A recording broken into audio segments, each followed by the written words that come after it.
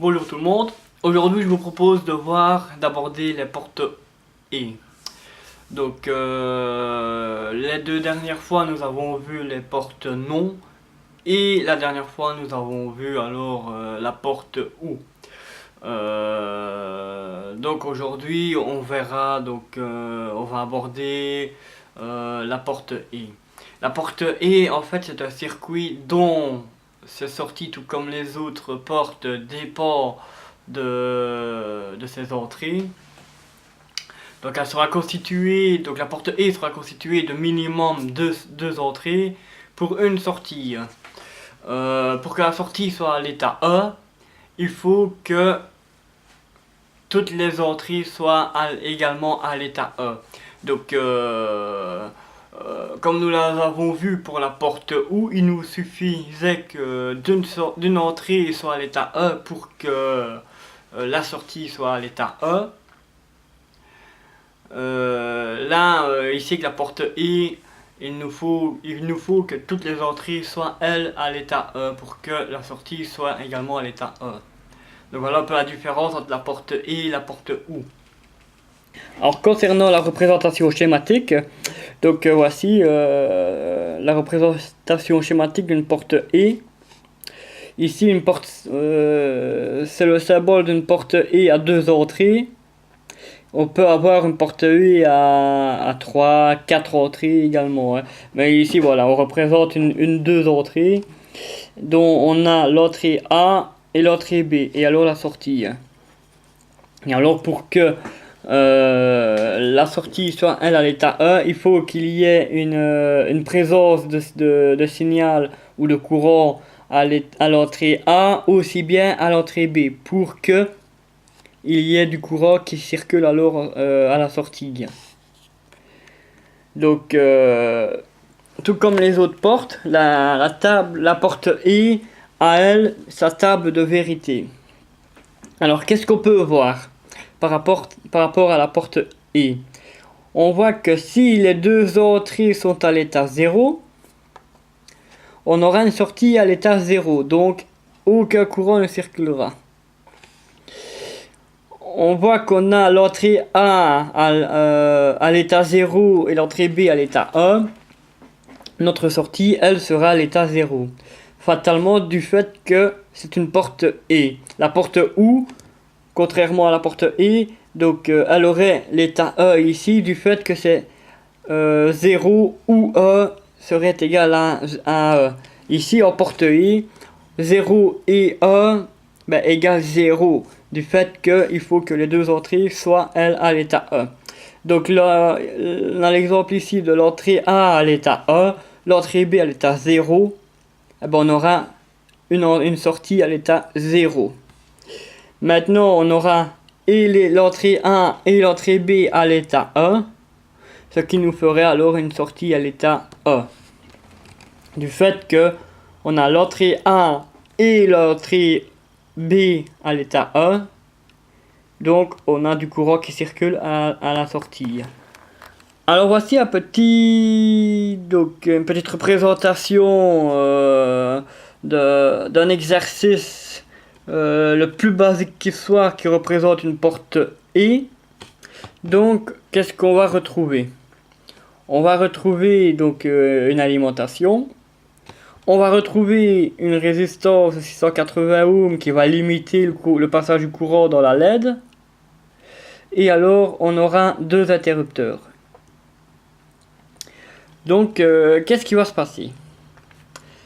Donc dans cette configuration là, on voit que le courant part de l'alimentation, traverse la résistance, traverse la LED, mais s'arrête ici. Pourquoi? Parce que le circuit est ouvert. Le circuit est ouvert ici, il circulera déjà même pas jusque là quoi. Donc ce qui fait que le courant ne pouvant circuler jusqu'au moins de l'alimentation, la LED demeure éteinte. On va cette fois basculer le premier interrupteur. Donc le courant lui va traverser résistance et LED, traverser l'interrupteur, mais va s'arrêter ici. Et donc le courant ne circulera toujours pas au niveau du négatif de l'alimentation. Ce qui aura pour effet également de laisser la LED éteinte. Maintenant, on va fermer cet interrupteur-ci. Là, le courant, lui, va passer, traverser la résistance de sa LED, traverser le premier interrupteur, traverser le second interrupteur, et ainsi rejoindre le négatif de l'alimentation, ce qui aura pour effet d'illuminer la LED. Pourquoi? Parce que tout simplement, on a l'entrée A, l'entrée B. Donc il nous suffit il faut pour que la LED soit allumée, que l'entrée A et l'entrée B soient fermées pour que le courant circule et laisse alors la LED qui est en sortie s'éclairer, quoi. Tout simplement. Voilà un peu le principe d'une porte E. Donc comme son nom le prononce, une porte OU par exemple, ce serait l'entrée A ou l'entrée B à E, la sortie est à E.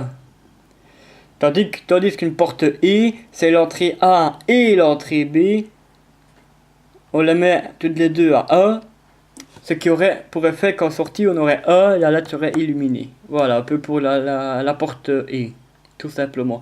C'est une représentation très basique, très simple, mais qui représente le fonctionnement d'une porte E, quoi. Alors nous voici devant notre breadboard. Donc j'ai fait le montage de la représentation schématique qu'on a vu ici. Je l'ai reproduit sur la breadboard. Donc qu'est-ce qu'on va retrouver? Donc on aura notre LED, notre LED ici, sa résistance de limitation de 680 ohms,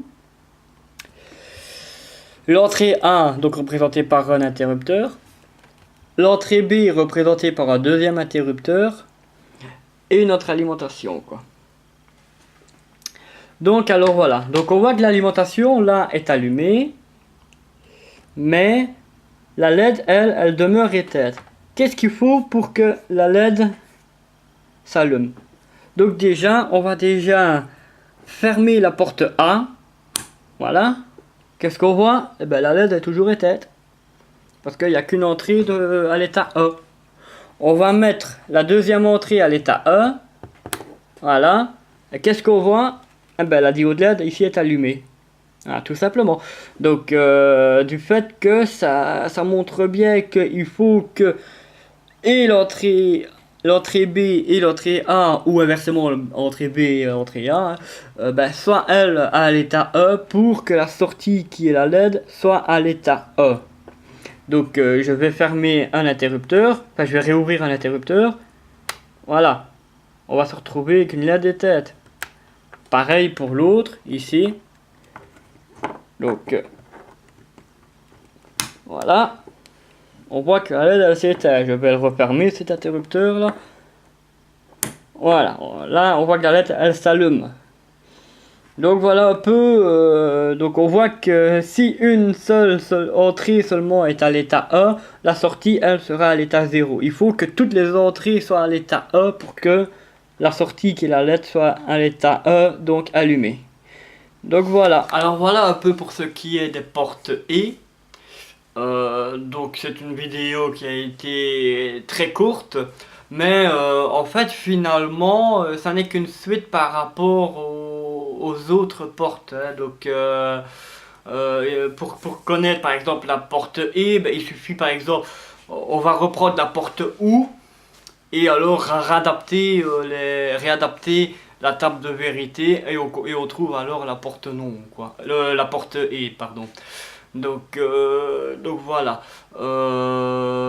Ici, je n'ai pas de puce TTL, donc des circuits intégrés détenant des portes E. Sinon, je vous aurais montré un montage avec circuit intégré également. Mais là, à défaut d'en avoir, voilà, j'ai fait avec les moyens du bord.